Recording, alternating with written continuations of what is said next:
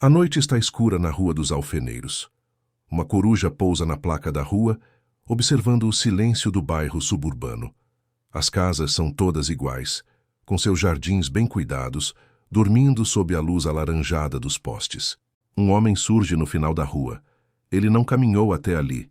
Ele simplesmente apareceu saindo das sombras da floresta próxima. Ele é alto, magro e muito velho. Seus cabelos e barba prateados são longos o suficiente para prender no cinto.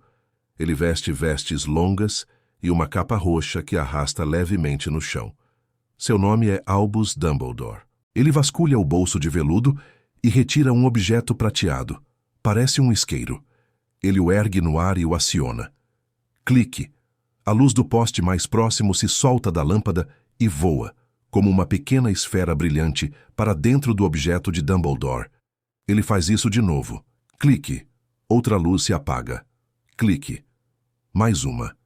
Ele repete o movimento 12 vezes, até que a única luz em toda a rua venha de 2 olhos brilhantes de um gato que o observa à distância. Dumbledore sorri levemente e caminha em direção ao animal. Ele comenta, com voz calma, que já imaginava encontrá-la ali. A professora McGonagall. O gato, que estava rígido sobre o muro de tijolos, salta para a calçada. Enquanto seu corpo está no ar, a sombra se distorce e, ao pousar, não é mais um gato. É uma mulher de aparência severa, óculos quadrados e um manto verde esmeralda. Ela caminha ao lado dele, com o semblante preocupado. Enquanto andam devagar pelo asfalto, ela pergunta em voz baixa se os boatos são verdadeiros. Dumbledore confirma, admitindo que tanto os bons quanto os maus rumores procedem. Ela pergunta sobre o menino. Dumbledore explica que Hagrid é quem está trazendo a criança. McGonagall para, tensa. Ela questiona se é sensato confiar a Hagrid uma tarefa tão importante. Dumbledore responde, sem parar de caminhar, que confiaria sua própria vida a Hagrid. De repente, o silêncio da noite é quebrado. Um rugido baixo mecânico vem do céu escuro. A luz de um farol único e forte corta as nuvens.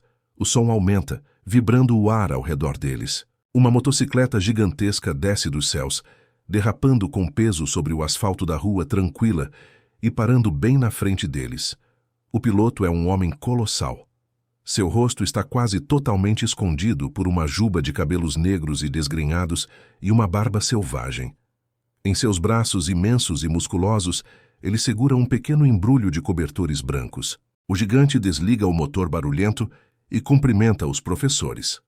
Dumbledore pergunta se houve algum problema. Hagrid nega, explicando que o pequeno caiu no sono enquanto sobrevoavam Bristol. Hagrid desce da moto com cuidado, tratando o embrulho como se fosse feito de vidro. Dumbledore e McGonagall se aproximam para olhar. Dentro dos cobertores, um bebê dorme profundamente. Na testa dele, visível sob uma franja de cabelo preto azeviche, há um corte com um formato curioso, como um raio. Dumbledore pega o bebê nos braços e caminha até a porta da casa número 4. McGonagall o segue, sussurrando que o menino será famoso, uma lenda, e que não haverá uma criança no mundo que não saberá o nome dele. Dumbledore concorda, observando o rosto adormecido do menino, mas ressalta que é muito melhor que ele cresça longe de tudo isso, até que esteja pronto. Ele se abaixa lentamente, os joelhos estalando levemente, e coloca o bebê no capacho frio da porta de entrada. Ele retira uma carta de pergaminho amarelado do manto, selada com cera, e a coloca sobre os cobertores. Atrás deles, Hagrid solta um soluço choroso, fungando alto e limpando os olhos com a manga da jaqueta de couro. McGonagall chia um pedido de silêncio para não acordar os trouxas, e Hagrid pede desculpas num sussurro embargado. Dumbledore se ergue.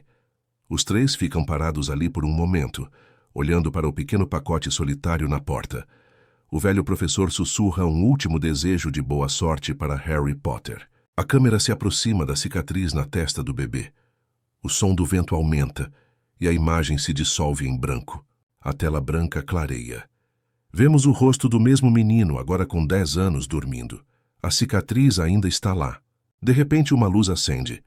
A voz estridente de uma mulher grita do lado de fora da porta, ordenando que ele acorde e levante imediatamente. A porta do armário é esmurrada por fora. Harry acorda assustado.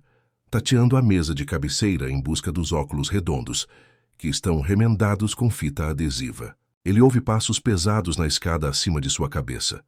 Poeira cai do teto baixo do armário sobre seu rosto. É seu primo, Duda, correndo e pulando propositalmente nos degraus. O garoto grita, chamando o primo e anunciando que vão para o zoológico. Ele corre de volta para baixo e empurra a porta do armário, fechando-a na cara de Harry. Harry suspira resignado. Ele abre a porta devagar e sai para o corredor. É um garoto magro, de joelhos ossudos, vestindo roupas muito grandes para ele. Ele entra na cozinha. A mesa está coberta de presentes. Dezenas deles. Embrulhos coloridos, laços brilhantes. Duda está sentado, contando-os com ganância, enquanto o tio Walter e a tia Petúnia sorriem para ele. Duda termina a contagem e anuncia o número 36. Ele olha para o pai indignado, lembrando que no ano passado havia ganhado 37 presentes. Pouco tempo depois, a família já estava no carro. O tio Walter, antes de dar a partida, virou-se para o banco de trás com seu rosto grande e avermelhado. Ele avisou Harry, com um tom de ameaça contida, que não toleraria nenhuma gracinha naquele dia, ou o menino ficaria sem refeições por uma semana. Harry apenas concordou, olhando pela janela, explicando calmamente que nada aconteceria. A chegada ao zoológico foi tranquila. Eles caminharam até a casa dos répteis. O ambiente lá dentro era diferente do ar livre. Era fresco, escuro e iluminado apenas pelo brilho esverdeado e azulado dos aquários e terrários. Duda encontrou a maior cobra do local. Uma jiboia imensa enrolada em si mesma sobre um galho seco. Ele pressionou o rosto e as mãos contra o vidro, reclamando alto que a cobra não se movia. Ele exigiu que o pai fizesse algo. Walter bateu no vidro com os nós dos dedos, o som ecoando seco pelo corredor, ordenando que o animal se mexesse, mas a cobra permaneceu imóvel, dormindo profundamente. Duda, entediado pela falta de ação, bufou decepcionado e se afastou, dizendo que aquilo era chato. Harry ficou sozinho em frente ao vidro. Ele observou a cobra com simpatia e começou a falar com ela, sussurrando que devia ser difícil ficar ali presa, vendo pessoas fazendo caretas o dia todo. Para surpresa de Harry, a cobra levantou a cabeça, os olhos alinhados com os dele. Ela piscou. Harry continuou a conversa, perguntando se ela costumava falar com as pessoas. A cobra negou com um movimento de cabeça. Harry perguntou sobre sua origem, apontando para a placa que dizia Brasil. A cobra, com a cauda, apontou para a linha debaixo da placa, onde se lia Nascida em Cativeiro. Harry entendeu. Ela, assim como ele, nunca havia conhecido sua verdadeira casa. De repente, Duda percebeu o movimento. Ele correu de volta, empurrando Harry para o chão de cimento frio, gritando para o pai vir ver o que a cobra estava fazendo. Duda se debruçou sobre a barra de proteção, as mãos gorduchas espalmadas no vidro. Mas então o vidro simplesmente deixou de existir. Não houve som de quebra. A barreira sólida desvaneceu no ar. Duda, sem o apoio, inclinou-se para frente e caiu direto dentro do tanque, mergulhando na pequena piscina artificial. A cobra aproveitou a liberdade repentina. Ela deslizou para fora do terrário, seu corpo escamoso roçando o chão de pedra enquanto passava por Harry. O menino podia jurar que ouviu um sibilo baixo e agradecido enquanto ela rastejava em direção à saída, fazendo as pessoas gritarem e se afastarem. Dentro do tanque, Duda se levantou, molhado e assustado. Mas quando tentou sair, suas mãos encontraram um obstáculo invisível. O vidro havia voltado. Ele estava preso. Do lado de fora, tia Petúnia começou a bater no vidro em desespero, chamando pelo filho, enquanto tio Walter encarava Harry com uma fúria silenciosa. E Harry tentava, sem sucesso, esconder um sorriso. A fuga desenfreada de tio Walter levou a família para o lugar mais isolado possível. Uma cabana de madeira velha, empoleirada no topo de um grande rochedo no meio do mar. A noite caiu e trouxe com ela uma tempestade violenta. O vento uivava pelas frestas das paredes de madeira podre e as ondas batiam com força na base da pedra, criando um ritmo constante e pesado de água e trovão. Dentro, o ambiente era miserável. Tio Walter e tia Petúnia ocuparam a única cama no quarto de cima, enquanto Duda dormia num sofá mofado. Harry encontrou seu lugar no chão, sobre um cobertor fino, sentindo a poeira e o frio do assoalho. O relógio digital no pulso de Duda, pendurado para fora do sofá, marcava os últimos minutos do dia. Harry observava os números mudarem, contando os segundos para o seu 11º aniversário. 3, 2, 1. No momento exato em que os ponteiros viraram, um baque surdo estremeceu toda a cabana. Bum! Alguém estava batendo na porta. Duda acordou assustado e correu para trás, enquanto Walter e Petúnia desciam as escadas, Walter segurando uma espingarda com mãos trêmulas. Houve mais uma batida, e então a porta, com dobradiças e tudo, cedeu e caiu para dentro, com um estrondo abafado. Na entrada, recortada contra o céu relampejante, estava uma figura gigantesca.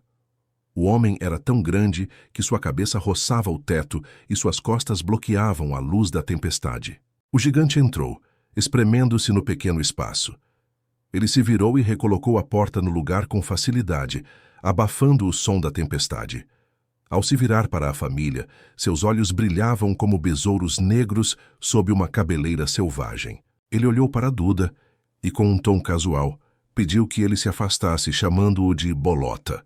Duda correu para se esconder atrás da mãe. O gigante então focou sua atenção em Harry. Um sorriso surgiu por baixo da barba espessa, enquanto ele dizia que a última vez que vira Harry, ele era apenas um bebê, comentando que o menino se parecia muito com o pai, mas tinha os olhos da mãe. Tio Walter, tentando recuperar a autoridade, ordenou que o invasor saísse imediatamente apontando a arma. O gigante, impaciente, apenas esticou a mão, agarrou o cano da espingarda e o dobrou para cima como se fosse feito de borracha, disparando um tiro inofensivo contra o teto. O clima de tensão deu lugar a uma rotina doméstica curiosa. O gigante se acomodou perto da lareira vazia. Ele puxou um guarda-chuva rosa, apontou para a lenha fria e, com 2 toques rápidos, um fogo forte e alaranjado rugiu na lareira, aquecendo instantaneamente a cabana úmida. Do interior de seus muitos bolsos, ele começou a tirar um banquete. Salsichas começaram a chiar no fogo. Ele tirou também uma caixa de papelão branca, levemente amassada. Ele a entregou a Harry.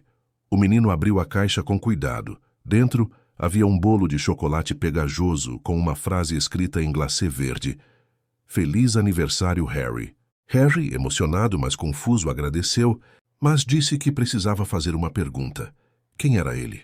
O gigante riu e se apresentou como Rubio Hagrid, o guardião das chaves e das terras de Hogwarts. Ele parecia chocado ao perceber que Harry não sabia o que era Hogwarts. Hagrid olhou com desdém para os tios de Harry. Indignado ao descobrir que o menino desconhecia sua própria história, a história de seus pais e o mundo de onde vinha. Harry perguntou o que ele deveria saber. Hagrid, então, abaixou-se para ficar na altura dos olhos do menino. O som da chuva lá fora parecia diminuir, dando espaço para a gravidade daquele momento. Hagrid explicou com voz suave e solene que Harry não era apenas um menino. Ele disse a frase que mudaria tudo. Afirmou que Harry era um bruxo, e não apenas um bruxo, mas um que seria excelente depois de treinado.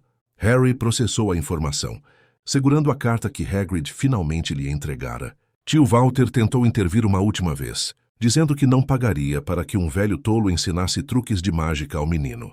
A menção ofensiva a Albus Dumbledore fez o ar ficar pesado. Hagrid se levantou furioso e apontou seu guarda-chuva para Duda, que comia o bolo de Harry escondido. Um flash de luz violeta cruzou a sala. Um som de zumbido elétrico e um rabo de porco em espiral surgiu nas calças de Duda. A família Dursley gritou e correu para o andar de cima, aterrorizada. Hagrid verificou o relógio, comentando que estavam atrasados. Ele derrubou a porta mais uma vez e saiu para a tempestade, convidando Harry a segui-lo se quisesse sair dali. Harry olhou para trás apenas uma vez e então correu para a chuva, seguindo o gigante em direção ao seu novo destino. A manhã seguinte trouxe uma mudança de cenário. Deixando para trás a cabana isolada e o mar cinzento, Harry e Hagrid caminharam pelas ruas movimentadas de Londres. Embora o mundo ao redor estivesse apressado, com pessoas indo para o trabalho e carros passando, Hagrid se destacava como uma montanha silenciosa entre a multidão. Eles pararam diante de uma fachada discreta e escura, que parecia invisível aos olhos das pessoas comuns que passavam apressadas. Era o caldeirão furado. Ao entrarem, o ambiente mudou. O bar era escuro, iluminado apenas por velas que lançavam sombras longas nas paredes de madeira envelhecida. O ar estava parado e cheirava a xerez e fumaça de cachimbo. O burburinho das conversas cessou quase instantaneamente quando o dono do bar reconheceu Hagrid. E logo em seguida, percebeu quem estava ao lado dele. Um silêncio respeitoso preencheu o local. Pessoas se levantaram de suas mesas, aproximando-se devagar apenas para apertar a mão do menino. Entre eles estava um homem pálido e nervoso, usando um turbante roxo. Hagrid o apresentou como o Professor Quirrell, o professor de defesa contra as artes das trevas. O homem gaguejava levemente ao falar, evitando o contato visual direto e parecendo tremer diante da própria sombra. Hagrid guiou Harry através do bar até um pequeno pátio nos fundos, cercado por muros altos de tijolos vermelhos. Não havia saída visível, apenas uma lata de lixo velha e paredes cegas. Hagrid contou os tijolos na parede, murmurando a posição exata, e tocou um tijolo específico com a ponta de seu guarda-chuva rosa. O tijolo tremeu. Começou a girar e a se contorcer. Um pequeno buraco apareceu no meio e começou a se expandir rapidamente. O som era grave, de pedra roçando contra pedra. Uma abertura mecânica e mágica. O arco se abriu completamente, revelando uma rua de paralelepípedos que serpenteava até onde a vista alcançava, banhada por uma luz solar dourada e convidativa. Hagrid anunciou o local, o Beco Diagonal. Eles entraram. Harry olhava ao redor hipnotizado. O lugar era um banquete visual. Havia lojas vendendo caldeirões de todos os tamanhos, farmácias com ingredientes coloridos em potes de vidro e corujas piando suavemente em gaiolas penduradas. Crianças se aglomeravam em frente a uma vitrine, admirando uma vassoura de corrida, a Nimbus 2000, descrevendo suas características aerodinâmicas com vozes abafadas pelo vidro. Eles caminharam até o final da rua, onde um edifício branco como a neve se erguia acima das pequenas lojas. O Banco Gringotes. As portas de bronze brilhavam, guardadas por uma criatura baixa, de orelhas pontudas e rosto sério, vestindo um uniforme escarlate e dourado. Um duende. Ao entrarem no saguão principal, o teto era alto, e o chão de mármore polido refletia a luz dos lustres de cristal gigantescos. Dezenas de duendes trabalhavam em balcões altos, escrevendo em livros de contabilidade enormes, pesando pedras preciosas em balanças de latão e examinando moedas com lentes de aumento. O som no local era ritmado. O arranhar das penas no papel e o tilintar suave de moedas. Hagrid se aproximou do balcão principal e explicou ao duende-chefe que Harry gostaria de fazer uma retirada. Ele também entregou uma segunda carta, muito confidencial, referente ao cofre 713. O duende examinou os papéis com lentidão meticulosa antes de chamar um guia. A viagem até os cofres foi feita em um pequeno carrinho que deslizava sobre trilhos de ferro. Eles desceram profundamente nas entranhas da terra. O carrinho se movia rápido, mas o som das rodas nos trilhos era constante e hipnótico. Clac, clac, clac, clac. Eles passaram por cavernas imensas repletas de estalactites e estalagmites, onde o ar era frio e subterrâneo. Primeiro visitaram o cofre de Harry. Quando a porta se abriu, uma luz dourada inundou o corredor escuro. O cofre estava cheio de pilhas de moedas de ouro, prata e bronze. Hagrid explicou que aquilo era a herança deixada pelos pais de Harry. Depois foram mais fundo, até o cofre 713. Não havia fechadura. O duende deslizou um dedo longo pela porta metálica, que se derreteu e desapareceu, revelando um interior escuro e vazio, exceto por um pequeno pacote embrulhado em papel pardo sobre uma mesa de pedra. Hagrid pegou o pacote rapidamente, guardando-o no casaco e piscando para Harry, indicando que aquilo era um segredo. De volta à luz do sol do beco, depois de comprarem os materiais escolares, Hagrid disse que ainda faltava uma coisa essencial: a varinha. Ele apontou para uma loja estreita e empoeirada, Olivaras. Harry entrou sozinho. A loja era pequena e silenciosa. O ar estava parado, com partículas de poeira dançando nos raios de luz que entravam pela vitrine. As paredes estavam cobertas do chão ao teto com milhares de caixas estreitas empilhadas de forma precária. De repente, o Sr. Olivaras surgiu de trás das prateleiras deslizando numa escada móvel. Seus olhos eram pálidos e brilhantes. Ele falou com uma voz suave e misteriosa, lembrando-se das varinhas que vendeu aos pais de Harry anos atrás. O processo de escolha começou. Olivaras entregou uma varinha a Harry e pediu que ele a agitasse. Harry fez o movimento e uma gaveta de arquivos explodiu para fora, espalhando papéis pelo ar. Harry colocou a varinha na mesa com cuidado, assustado. Olivaras lhe deu outra. Harry a agitou, e um vaso de vidro sobre o balcão se estilhaçou. O som dos cacos caindo foi leve, como chuva de cristal. O fabricante de varinhas ficou pensativo. Ele caminhou até o fundo da loja e trouxe uma caixa roxa desbotada. Ele explicou que aquela era uma combinação incomum, azevinho e pena de fênix. Harry tocou a madeira. No mesmo instante, um calor súbito viajou de seus dedos para o braço. Ele ergueu a varinha. Desta vez, não houve destruição. Um vento suave soprou dentro da loja fechada, levantando as pontas de seus cabelos e as vestes. Uma luz dourada e quente emanou da ponta da varinha, iluminando o rosto de Harry e as prateleiras escuras ao redor. Olivaras observou o fenômeno com um misto de fascínio e temor respeitoso. Ele sussurrou que era curioso, muito curioso. Ele explicou que a fênix que forneceu a pena para... Aquela varinha havia fornecido apenas mais uma pena, e que era o destino que Harry fosse escolhido. Pela irmã da varinha que havia feito a cicatriz em sua testa. Harry ouviu em silêncio, sentindo o peso daquele objeto em sua mão, entendendo que algo grande havia começado ali, naquela loja silenciosa e cheia de pó. Enquanto Harry ainda processava a magia da varinha, ouviu uma batida suave no vidro da janela da loja. Do lado de fora, na rua de paralelepípedos agora iluminada pelo crepúsculo, estava Hagrid. O gigante segurava uma gaiola dourada. Dentro dela, uma coruja das neves, com penas brancas e imaculadas e grandes olhos cor de âmbar, observava o mundo com curiosidade serena. Hagrid sorriu através do vidro, explicando que aquele era o presente de aniversário de Harry. Pouco depois, sentados em uma mesa reservada num canto tranquilo do caldeirão furado, eles jantavam.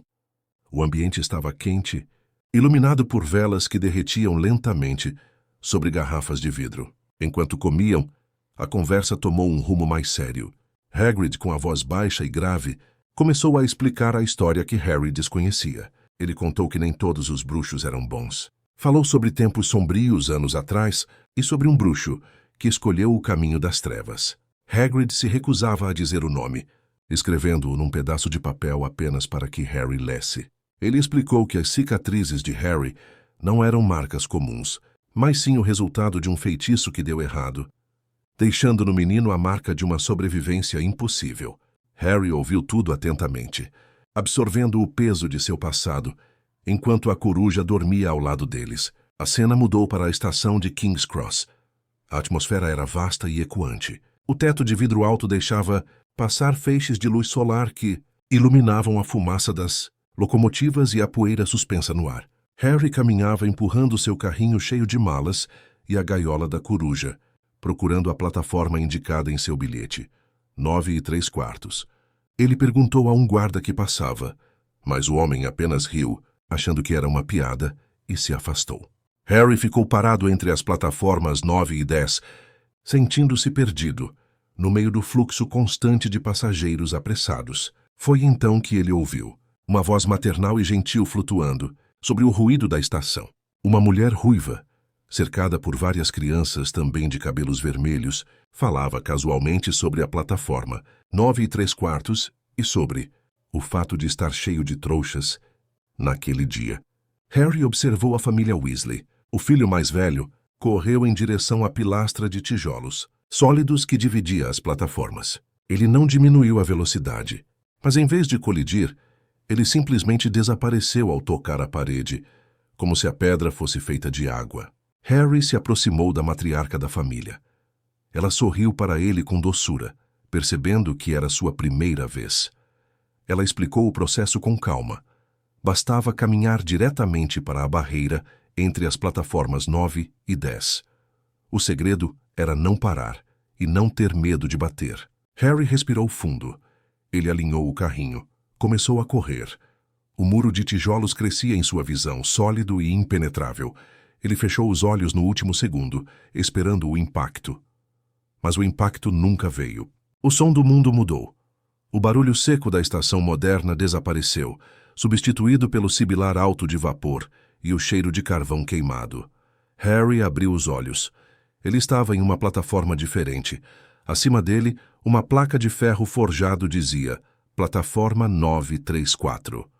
E à sua frente, imponente e brilhante, estava a locomotiva a vapor vermelha, soltando nuvens brancas que envolviam os estudantes e suas famílias em um abraço quente e úmido. Harry embarcou, encontrando um compartimento vazio com bancos de veludo macio. Ele se sentou perto da janela, observando a despedida das famílias lá fora. Aos poucos, o trem começou a se mover. O ritmo aumentou, transformando-se num balanço constante e relaxante, enquanto a cidade de Londres ficava para trás, dando lugar a campos verdes e ondulados da zona rural. A porta do compartimento deslizou aberta. Um menino ruivo, com o rosto sardento e um nariz longo, perguntou timidamente se podia se sentar, pois o resto do trem estava cheio. Era Ron Weasley. Os dois meninos logo se acomodaram. A viagem transcorria tranquila, até que uma senhora empurrando um carrinho cheio de doces parou na porta. Harry, que nunca tivera dinheiro para doces, tirou um punhado de moedas de ouro do bolso e comprou um pouco de tudo. O banco ficou coberto de pacotes coloridos. Eles abriram os feijõezinhos de todos os sabores, rindo das possibilidades de gosto e os sapos de chocolate. Quando Harry abriu a embalagem do sapo, o doce encantado saltou, dando um pulo longo para a janela e desaparecendo na paisagem ventosa lá fora. Ron explicou que eram apenas feitiços simples e que o importante eram as cartas colecionáveis. Harry olhou para a sua, Albus Dumbledore, que sorriu na foto e depois desapareceu da moldura. Enquanto Ron tentava fazer um feitiço em seu rato de estimação, Pérebas, para deixá-lo amarelo, uma menina apareceu na porta. Ela já estava vestida com as vestes da escola e tinha uma voz mandona, mas articulada. Seus cabelos eram castanhos e volumosos. Era Hermione Granger. Ela notou que Ron estava tentando fazer mágica e comentou que o feitiço não parecia muito bom. Ela se sentou à frente de Harry e, com um movimento preciso de sua própria varinha, apontou para os óculos dele, que estavam quebrados no meio. Ela pronunciou óculos reparo. Com um estalo suave, a fita adesiva desapareceu e a armação se consertou sozinha, ficando nova em folha. Harry tirou os óculos, impressionado com a clareza de sua visão. A menina sugeriu que eles se vestissem, pois logo chegariam. O trem continuava sua jornada cortando o interior da Escócia, enquanto o céu lá fora começava a escurecer, pintando as nuvens de roxo e azul marinho, anunciando que a noite e o castelo estavam próximos. A locomotiva vermelha diminuiu a velocidade até parar completamente. Já era noite fechada. O vapor do trem se misturava ao ar gelado da estação de Hogsmeade, criando uma névoa densa e fria. As portas se abriram e centenas de estudantes desceram para a plataforma escura. Sobre o burburinho das vozes, uma voz familiar e profunda ecoou. Era Hagrid, segurando um grande lampião a óleo que balançava acima das cabeças dos alunos. Ele chamava pelos alunos do primeiro ano, guiando-os para um caminho íngreme e estreito que descia em direção à escuridão. No final da descida, a visão se abriu. Um grande lago negro se estendia à frente, liso como um espelho. E do outro lado, no topo de um penhasco alto, erguia-se o castelo. Hogwarts. Era uma montanha de torres e torreões, com centenas de janelas brilhando como estrelas contra o céu noturno. Um suspiro coletivo de admiração percorreu o grupo. Eles embarcaram numa frota de pequenos barcos de madeira que aguardavam na margem. Os barcos se moveram sozinhos, deslizando silenciosamente sobre a água parada, criando pequenas ondulações que refletiam a luz do castelo. Eles navegaram através de uma cortina de era que escondia uma abertura na face do penhasco e chegaram a um porto subterrâneo. Subindo uma escadaria de pedra interminável, eles finalmente pararam diante de duas portas de carvalho gigantescas. As portas se abriram, revelando um saguão de entrada com teto alto demais para ser visto e tochas flamejantes presas às paredes de pedra. No topo da escadaria de mármore, uma bruxa aguardava. Era a professora McGonagall. Sua expressão era séria e suas vestes eram de um verde esmeralda profundo. Ela deu as boas-vindas e explicou com voz firme e clara como funcionaria a estadia deles ali. Falou sobre as 4 casas, Grifinória, Lufa-Lufa, Corvinal e Sonserina. Explicou que enquanto estivessem lá, suas casas seriam como suas famílias. Triunfos ganhariam pontos e quebras de regras os fariam perder. Enquanto aguardavam para entrar no salão principal, houve um momento de tensão silenciosa. Um menino de cabelos loiros muito claros e rosto pálido se aproximou de Harry. Ele se apresentou como Draco Malfoy. Ele olhou para Ron com desdém e estendeu a mão para Harry, sugerindo que ele deveria saber escolher os amigos certos. Harry olhou para a mão estendida e, com calma, respondeu que era capaz de decidir aquilo sozinho. O momento ficou suspenso no ar frio, até que McGonagall retornou e tocou o ombro de Draco com um pergaminho, indicando que era hora de entrar. As grandes portas do salão principal se abriram. O que Harry viu lá dentro parecia um sonho. O salão era imenso. 4 mesas compridas estavam repletas de estudantes veteranos, com pratos e taças douradas, reluzindo à luz de milhares de velas. Mas as velas não estavam em castiçais. Elas flutuavam soltas no ar, suspensas por mágica. Harry olhou para cima e viu que o teto não era de pedra, mas sim uma janela aberta para o céu noturno, cheio de nuvens e estrelas aveludadas. Hermione sussurrou ao lado dele que o teto era enfeitiçado para parecer o céu lá fora. Eles caminharam pelo corredor central até a frente do salão, onde os professores estavam sentados em uma mesa elevada. Diante deles, num banquinho de madeira simples, estava um chapéu de bruxo velho, remendado e puído, o chapéu seletor. O silêncio caiu sobre o salão. O chapéu se contorceu. Uma fenda se abriu perto da aba como uma boca, e ele começou a falar, cantando uma canção antiga sobre as qualidades de cada casa. A chamada começou. Hermione Granger foi a primeira. Ela caminhou nervosa até o banco. Sentou-se e murmurou para si mesma palavras de encorajamento. O chapéu foi colocado em sua cabeça. Houve uma pausa reflexiva, e então o chapéu anunciou para o salão: Grifinória. A mesa da esquerda explodiu em aplausos. Draco Malfoy foi o próximo. Antes mesmo que o chapéu tocasse sua cabeça, mal roçando os fios loiros, o objeto gritou: Sonserina. Draco desceu com um sorriso satisfeito. Ron Weasley foi chamado. Ele estava pálido. O chapéu comentou sobre mais um Weasley na escola e, sem hesitar, o enviou para a Grifinória. Finalmente o nome foi chamado: Harry Potter. O salão ficou subitamente quieto. Pessoas se esticaram para ver. Harry caminhou até o banquinho. O chapéu, grande demais, escorregou sobre seus olhos, mergulhando-o na escuridão. Uma voz pequena e antiga começou a sussurrar diretamente dentro da mente de Harry. Ela ponderava sobre a dificuldade da escolha. Via coragem, uma mente boa e talento, e uma vontade de provar seu valor. Harry, agarrando a beirada do banco, pensou com força: Sonserina não. Sonserina não. O chapéu ouviu o pensamento. Ele questionou a escolha, dizendo que a Sonserina poderia ajudá-lo a alcançar a grandeza. Mas, respeitando o pedido silencioso do menino, o chapéu tomou sua decisão. Ele gritou para que todos ouvissem: Grifinória. A mesa da Grifinória irrompeu na comemoração mais alta da noite.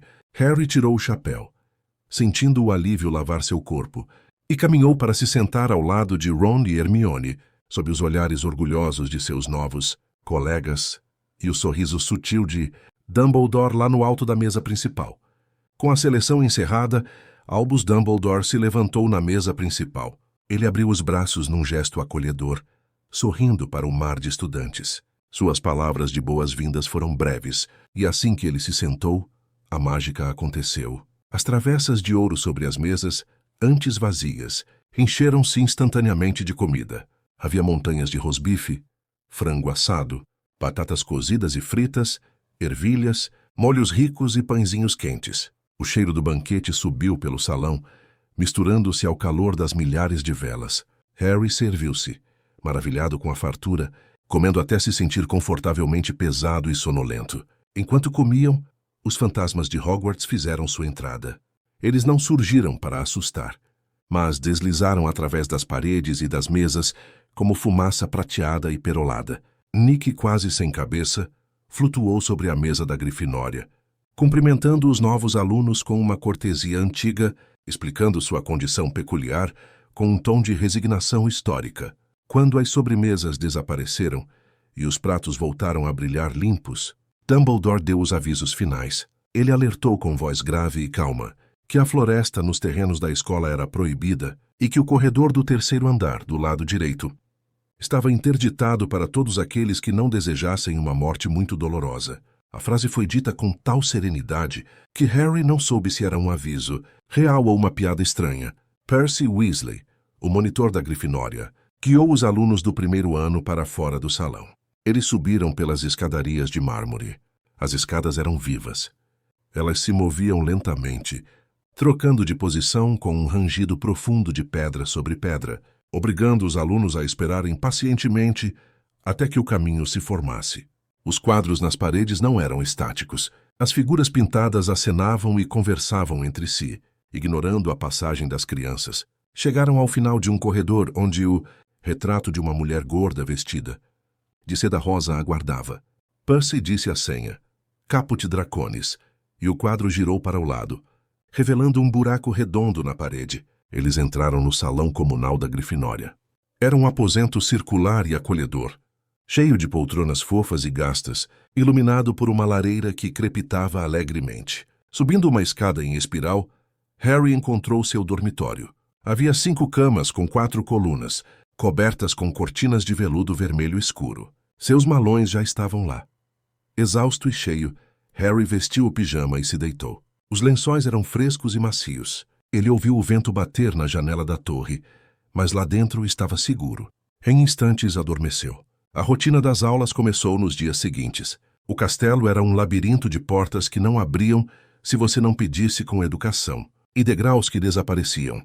Na aula de transfiguração, a atmosfera era rígida e silenciosa. A professora McGonagall transformou sua mesa de madeira em um porco, e depois de volta em mesa, demonstrando a complexidade da magia. Ela observava a turma com olhos severos, exigindo perfeição. A aula de poções foi diferente. Acontecia nas masmorras, onde o ar era mais frio e as paredes eram forradas de frascos de vidro contendo animais, flutuando em líquidos coloridos. O professor Snape entrou na sala fechando a porta com um baque seco, bloqueando o som do corredor. Sua voz era pouco mais que um sussurro, mas cada palavra era ouvida com clareza absoluta.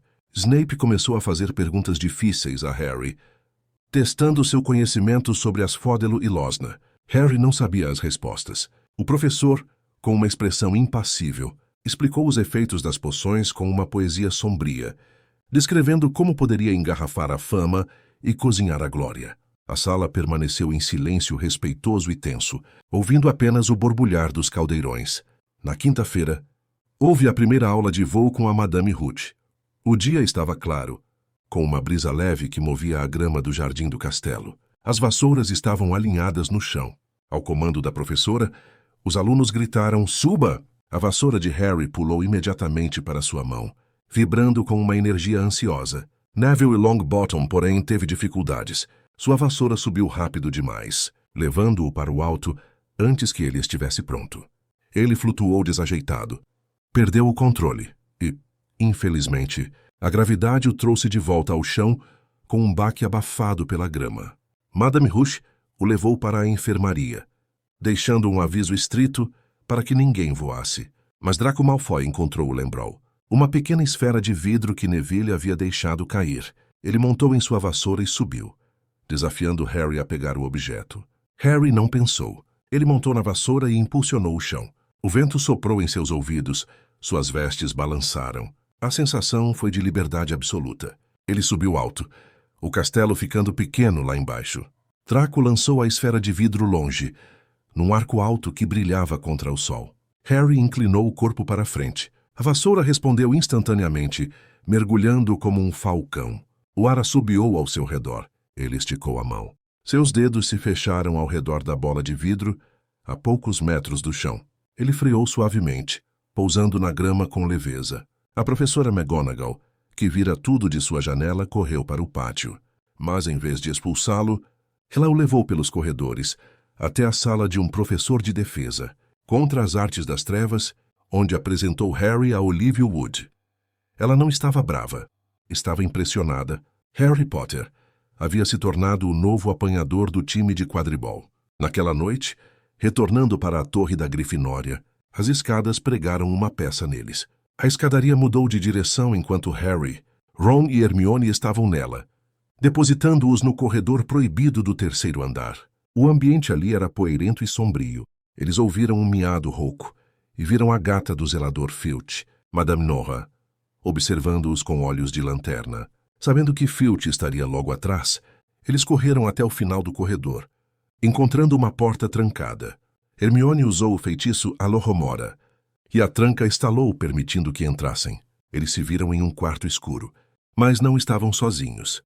Diante deles, ocupando quase todo o espaço do chão ao teto, estava um cachorro gigantesco. A criatura tinha 3 cabeças. 3 pares de olhos rolaram em direção a eles, piscando com sono. 3 narizes farejaram o ar úmido. A besta não atacou imediatamente. Ela parecia ter sido acordada de um sono profundo. Um rosnado baixo, grave como um trovão distante, começou a vibrar em suas 3 gargantas. As crianças recuaram devagar, fecharam a porta e correram de volta para a segurança do salão comunal. Hermione, ofegante, mas observadora, comentou que o cachorro não estava lá por acaso. Ele estava de pé sobre um alçapão. Ele estava guardando alguma coisa. O outono avançou sobre os terrenos de Hogwarts, pintando as árvores da floresta proibida de dourado e ferrugem. O ar ficou mais frio, e o cheiro de abóbora assada começou a permear os corredores de pedra. Era o dia das bruxas. Na aula de feitiços, o professor Flitwick, um homem muito pequeno, que precisava ficar em cima de uma pilha de livros para ver a turma, anunciou que eles estavam prontos para fazer objetos voarem. A tarefa era simples: fazer uma pena branca flutuar, usando o encantamento Wingardium Leviosa. A sala se encheu de vozes murmurando as palavras, e o som de varinhas cortando o ar. Ron, ao lado de Harry, agitava os braços com força excessiva, parecendo estar brigando com o ar. Hermione, sentada ao lado dele, observava com impaciência. Com um tom de voz superior, ela parou Ron e explicou que ele estava dizendo tudo errado. Ela corrigiu a pronúncia dele, enfatizando a vogal longa no final. Ron, irritado, desafiou-a a fazer melhor. Hermione ajeitou as mangas, ergueu a varinha e, com um movimento de pulso delicado e preciso, pronunciou o feitiço. A pena obedeceu imediatamente. Ela se desprendeu da mesa e subiu, flutuando suavemente acima das cabeças deles, girando no ar parado da sala de aula. Após a aula, nos corredores cheios de alunos, Ron desabafou com Harry e Simas. Ele comentou, magoado, que não era surpresa que ninguém suportasse Hermione, chamando-a de pesadelo. O que ele não viu foi a menina passando por eles naquele exato momento, abraçando seus livros com força, o rosto escondido para ocultar as lágrimas. Ela não apareceu nas aulas seguintes. A noite caiu, e o salão principal estava transformado. Milhares de morcegos vivos voavam no teto encantado, e abóboras gigantes, esculpidas com rostos iluminados por velas, flutuavam sobre as mesas. O banquete apareceu mais farto e doce do que nunca. Mas Harry e Ron notaram o lugar vazio de Hermione. Eles ouviram Parvati Patil comentar que a menina estava trancada no banheiro das meninas há horas, chorando.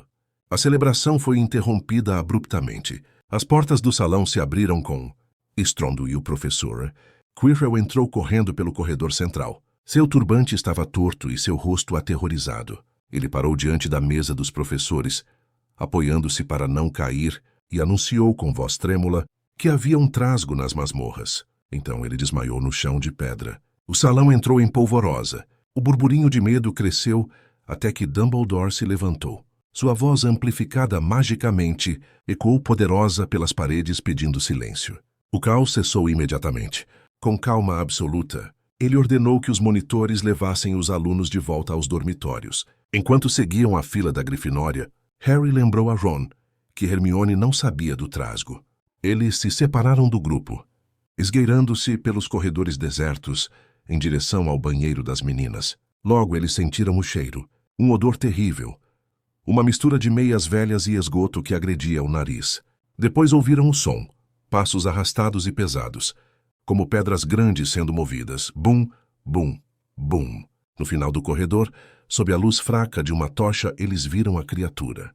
Era uma montanha de pele cinza granito, com um corpo irregular e uma cabeça pequena demais para o tamanho dos ombros. Ele arrastava um grosso bastão de madeira pelo chão. O trasgo entrou numa sala à esquerda.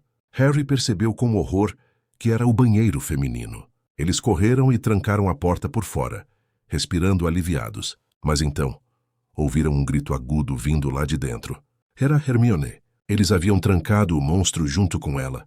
Eles destrancaram a porta e entraram. O trasgo estava destruindo as pias, balançando o bastão com movimentos lentos e desajeitados. Porcelana explodia e água jorrava pelos canos quebrados, molhando o chão. Hermione estava encolhida num canto, paralisada. Harry e Ron começaram a gritar e jogar pedaços de madeira para distrair a fera. O trasgo virou-se lentamente, confuso com o barulho. Harry, num impulso de coragem desesperada, correu e saltou, agarrando-se ao pescoço da criatura. Ele sentiu a pele áspera e fria sob seus dedos. O trasgo sacudiu-se para se livrar do peso e a varinha de Harry acabou entrando direto numa das narinas do monstro. Ron, vendo o amigo pendurado e em perigo, sacou sua própria varinha. Sem pensar, ele fez o movimento que havia treinado mais cedo, girar e sacudir.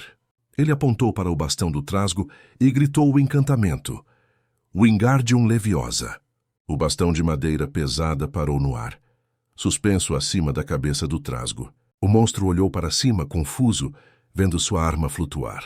Então a gravidade voltou. O bastão caiu com um baque surdo e pesado, bem no topo da cabeça chata da criatura. O trasgo oscilou, seus olhos giraram e ele desabou para a frente. O chão tremeu com o impacto, levantando uma nuvem de poeira. Ele ficou imóvel. Harry se levantou, limpando a roupa e recuperando sua varinha, que agora estava coberta de uma gosma cinzenta. Hermione saiu de seu esconderijo ainda trêmula. Foi nesse momento que a professora McGonagall, Snape e Quirrell chegaram. McGonagall estava lívida, exigindo explicações.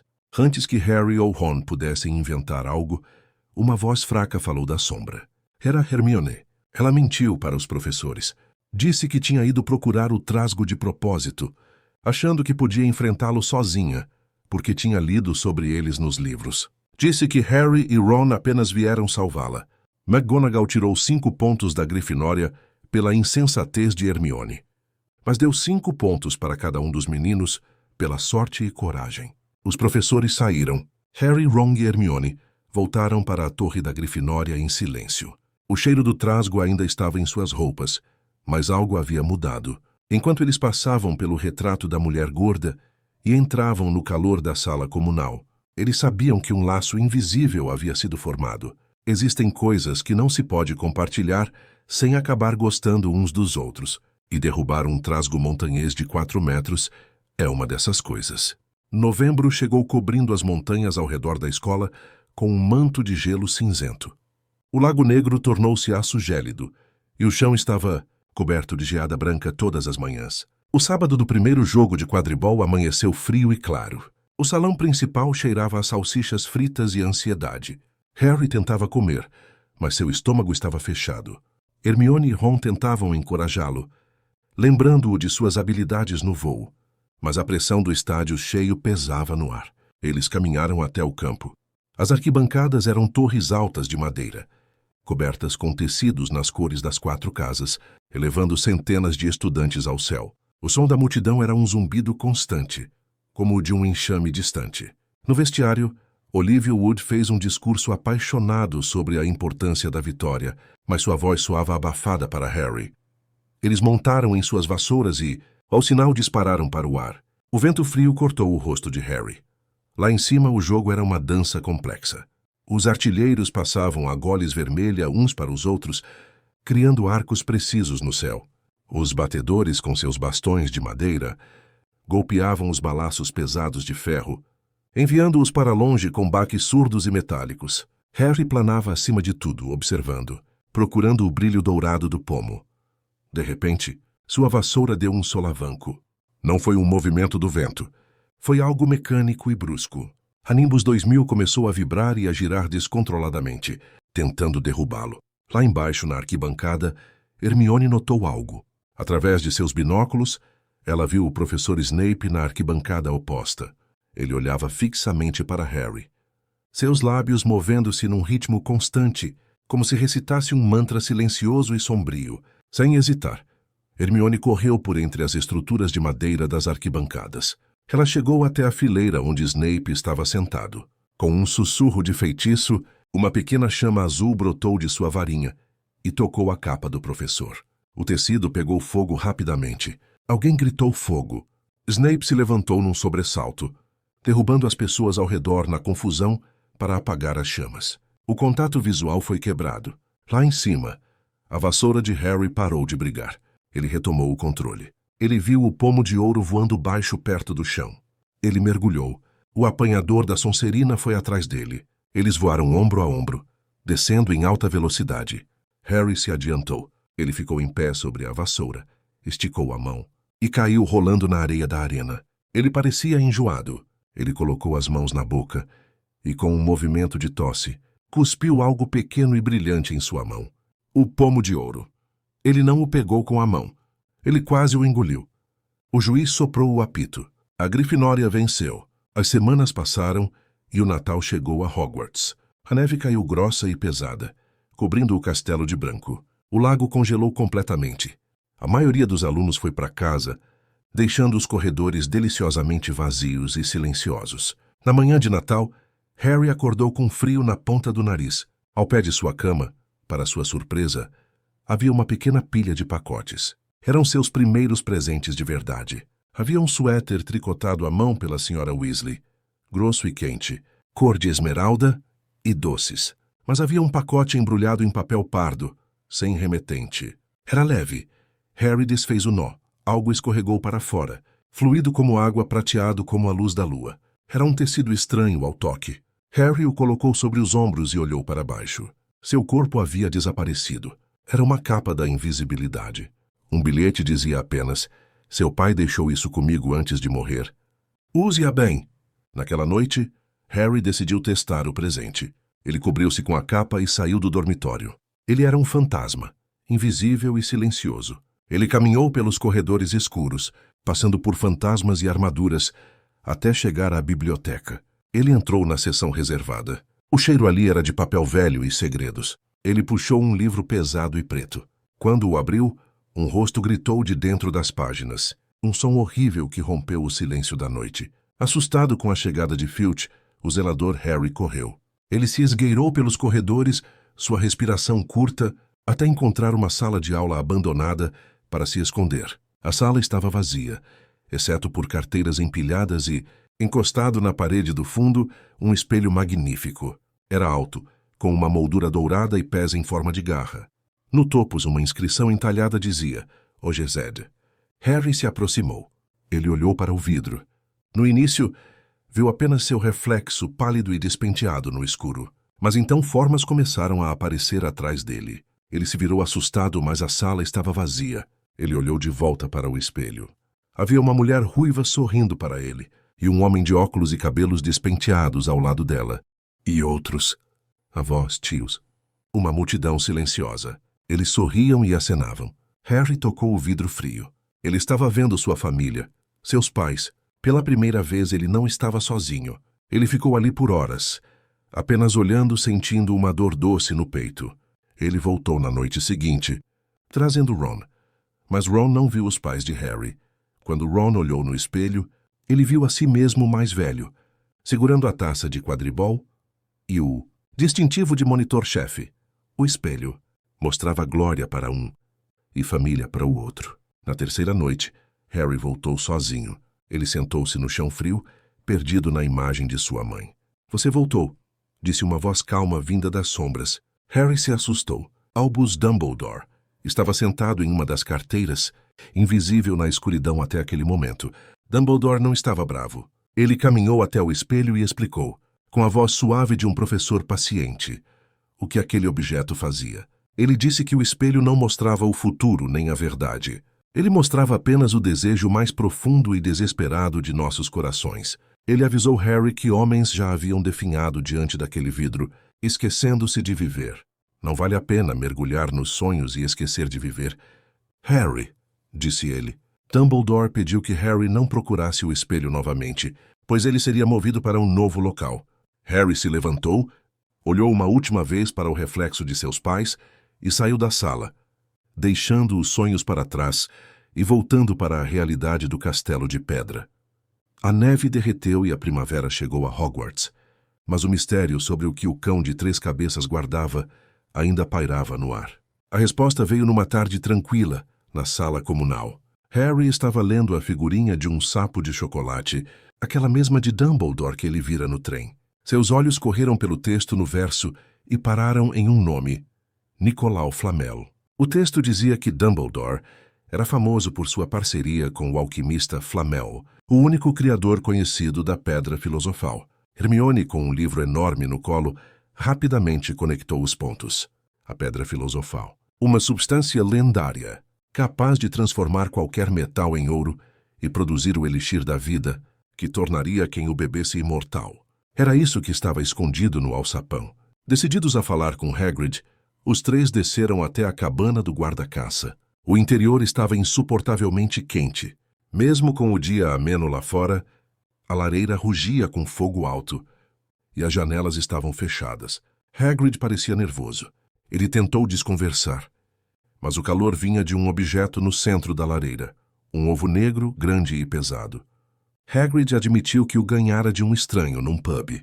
De repente o ovo começou a estalar. O som de casca grossa se partindo preencheu o silêncio da cabana. Eles se debruçaram sobre a mesa.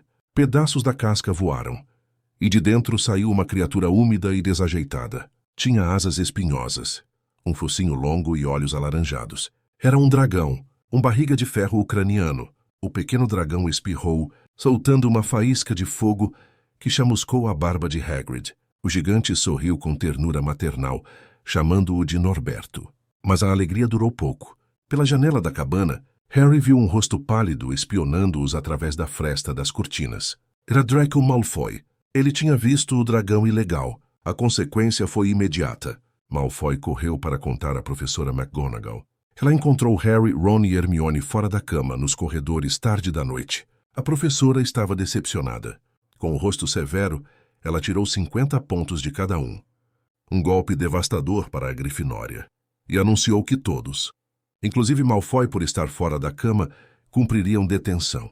A noite da detenção foi fria e nebulosa. O zelador Filch os levou até a orla da Floresta Proibida, onde Hagrid os esperava.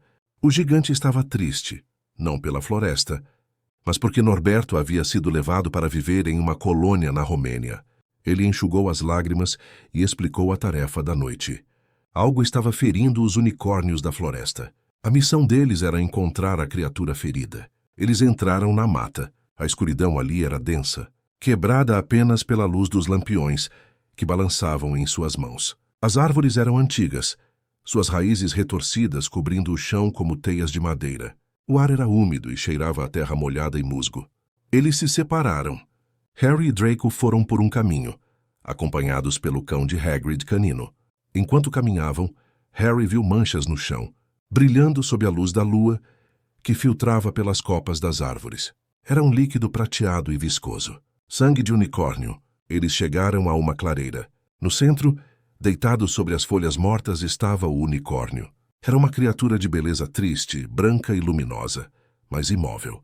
De repente, um som de deslizamento veio das sombras.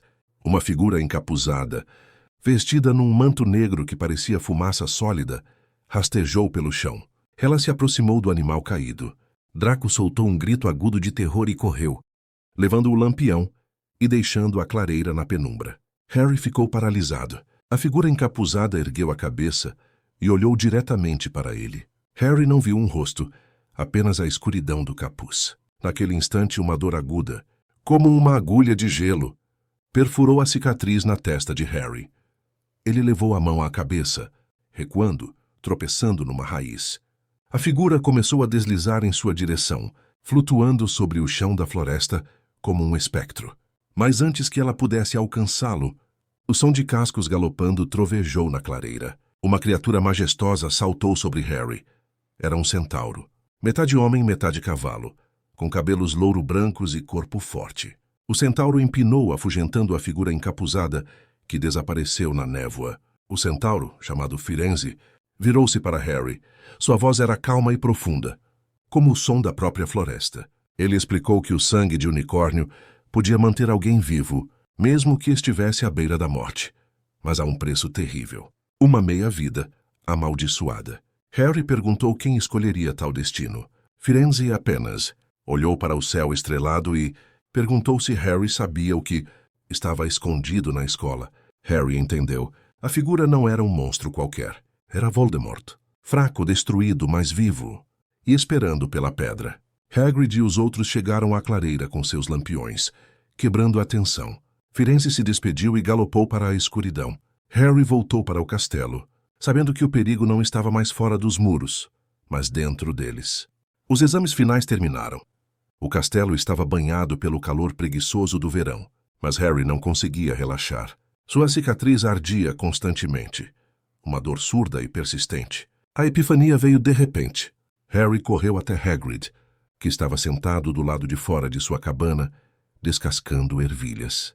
Numa conversa tensa, mas reveladora, Hagrid deixou escapar que havia dito ao estranho no pub como acalmar o cão de 3 cabeças. Bastava tocar música. Harry, Ron e Hermione correram para o castelo em busca de Dumbledore, apenas para encontrar a professora McGonagall no saguão. Com um tom severo, ela informou que o diretor havia recebido uma coruja urgente do Ministério da Magia e partido para Londres. Quando Harry tentou alertá-la sobre a pedra filosofal, ela ficou chocada, garantindo que a pedra estava perfeitamente protegida e ordenando que eles voltassem para seus lugares. A noite caiu, trazendo sombras longas para os corredores de pedra. O trio sabia que Snape, ou quem quer que fosse, tentaria roubar a pedra naquela noite. Cobrindo-se com a capa da invisibilidade, eles se esgueiraram pelo salão comunal. Mas não estavam sozinhos. Neville Longbottom bloqueou a saída. Ele estava de pijama, tremendo, mas firme, dizendo que não os deixaria sair e causar mais problemas para a Grifinória. Hermione, com pesar na voz, pediu desculpas. Ela ergueu a varinha e sussurrou: "Petríficos totalos." Os braços de Neville se colaram ao corpo. Suas pernas se juntaram, e ele tombou para trás, rígido como uma tábua, caindo no tapete com um baque abafado. Eles passaram por ele, sentindo culpa, e saíram para a escuridão. Eles chegaram ao corredor do 3º andar. A porta já estava destrancada. Lá dentro, o ar cheirava a cachorro molhado e madeira velha. O gigantesco cão de 3 cabeças, fofo, ocupava quase todo o espaço, mas ele estava dormindo. Uma harpa encantada, deixada no canto, tocava uma melodia suave e automática. As 3 cabeças repousavam sobre as patas, ressonando com roncos profundos que faziam vibrar o assoalho. Eles afastaram uma das patas pesadas e abriram o alçapão. A música era a única coisa entre eles e a fera. Harry foi o primeiro. Ele pulou na escuridão do buraco. Não houve impacto duro. Ele aterrissou em algo macio e esponjoso. Parecia uma planta. Logo, Ron e Hermione caíram ao seu lado. Mas o conforto era uma armadilha. A planta, visgo do diabo, começou a se mover. Vinhas grossas e escuras como cobras se enrolaram em seus tornozelos e pulsos, apertando-os. Ron começou a se debater, e quanto mais lutava, mais a planta o apertava. Hermione, lembrando-se das aulas de herbologia, gritou para que relaxassem. O segredo era não resistir. Hermione relaxou seu corpo, ficando imóvel. Imediatamente as vinhas a soltaram, e ela escorregou para baixo, caindo numa câmara inferior. Harry fez o mesmo.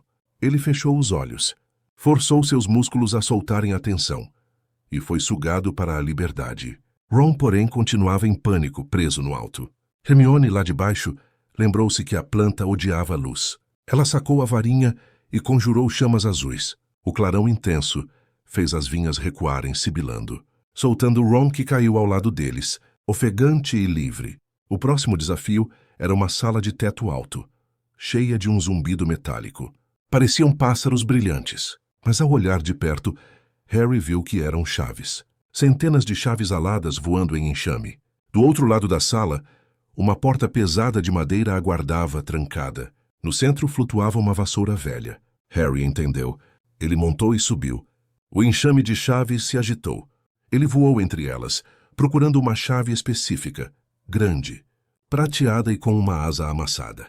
Ele a avistou. Com um mergulho preciso, ele a capturou no ar, sentindo o metal frio e a vibração das asinhas batendo contra seus dedos. Ele arremessou a chave para Hermione, que destrancou a porta. Eles entraram na câmara seguinte. Estava muito escuro. De repente, tochas se acenderam ao longo das paredes, revelando um tabuleiro de xadrez colossal. O chão era quadriculado em preto e branco. As peças eram estátuas de pedra imensas, sem rosto, segurando espadas e maçãs. Para atravessar a sala, eles precisavam jogar.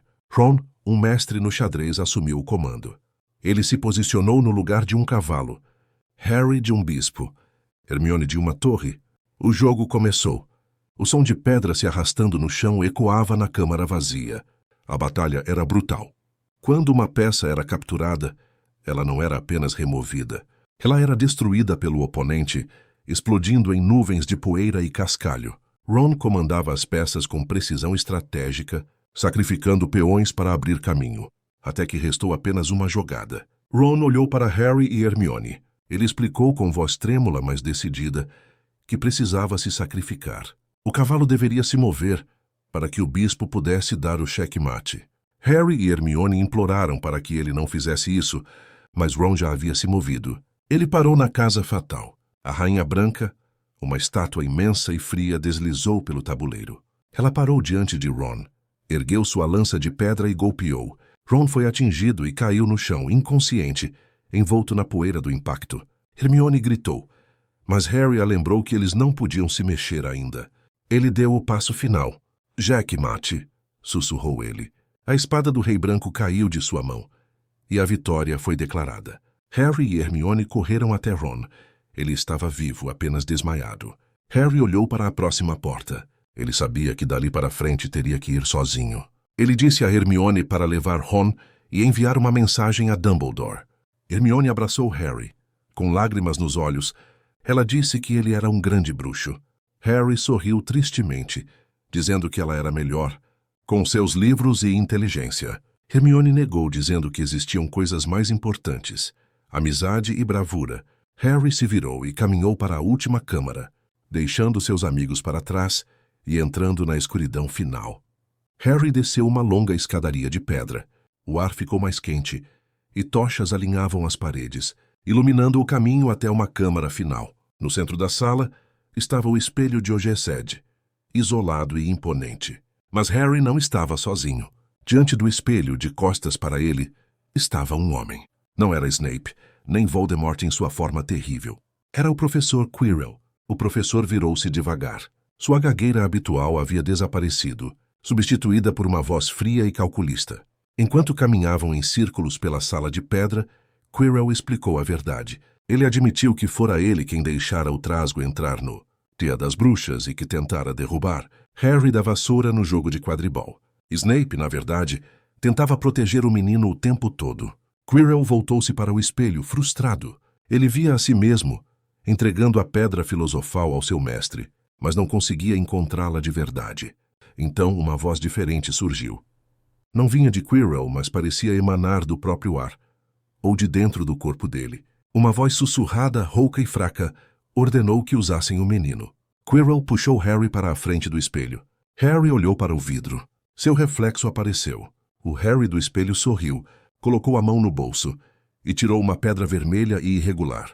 Ele piscou para o Harry real e devolveu a pedra ao bolso. No mundo real, Harry sentiu um peso súbito cair dentro do tecido de sua calça. Ele tinha a pedra. Ele tentou mentir para Quirrell, dizendo que via a si mesmo ganhando a taça das casas, mas a voz misteriosa sabia a verdade. Ela ordenou que Quirrell retirasse o turbante. O professor obedeceu. Ele desenrolou o tecido roxo lentamente.